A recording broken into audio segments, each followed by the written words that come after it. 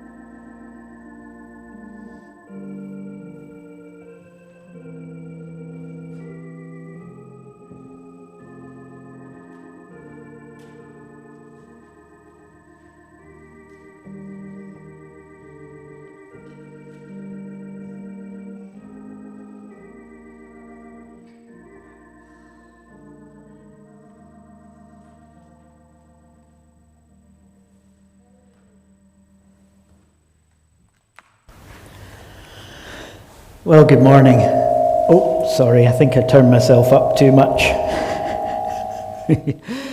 Maybe is that a bit better, or maybe in between? Okay, yes, that sounds good. That sounds good. It's great to be able to welcome you here this morning to our service of worship. And it's good that today is the first day where the cap of 50 people has been removed. And so we can have more people now, especially upstairs. So please do spread the word. If there's anyone that you know that's been a bit wary of coming, unsure as to whether there would be space, it's now much more likely that there will be. And we look forward to welcoming more people in due course.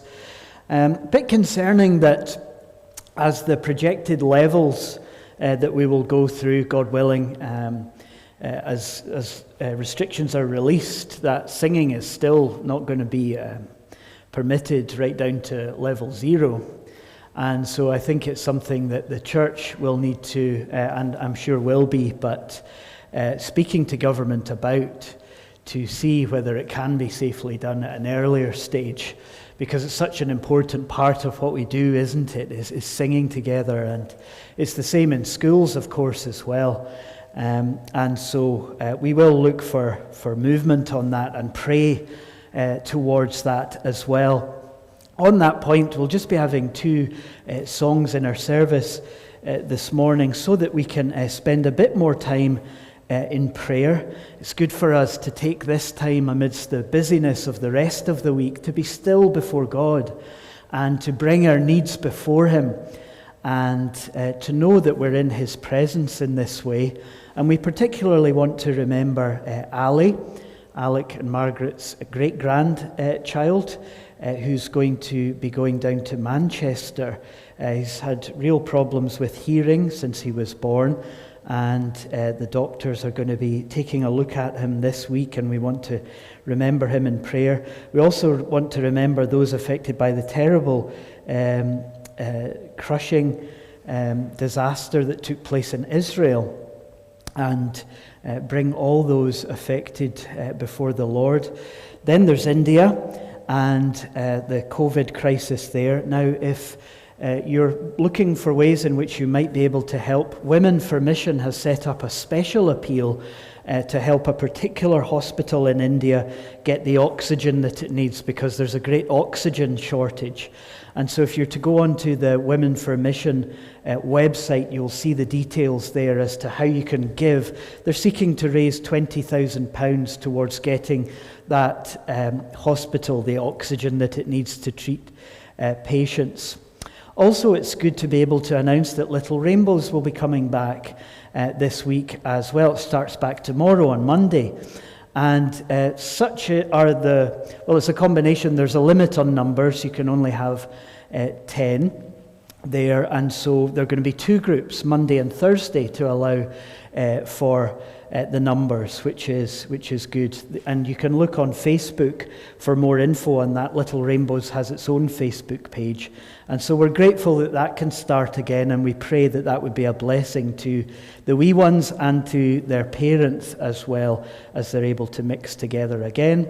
And finally, the Happy Hamper service is still available. If you know of anyone that's struggling at this time financially, we can subtly and discreetly get to them food and other essentials that will keep them going for a few days. So please do, if you're alert to any need, let us know. And there are also leaflets at the door as well that you can pick up, because you might want to just pass that to someone or let someone else know about it. So there are leaflets about Happy Hampers as well. But just do know that it's still ongoing. We have the capacity there to meet any need that there might be. So I think these are all the announcements. Just, of course, as well, that we want to pray for the coming election that's coming up as well. Pray that God would work through that to bring about his purposes.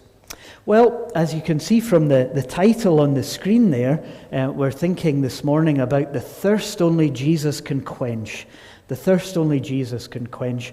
And our first item of praise this morning is from Psalm 84, from Sing Psalms, Psalm 84, which speaks about the psalmist thirsting and longing to be in God's house, to be in God's presence with God's people. And it's a real felt thirst. You can feel the desire as the psalmist sings out the words. So we're going to listen to some verses from Psalm 84 as we focus our hearts on our minds upon the God who we long to be in the presence of this morning.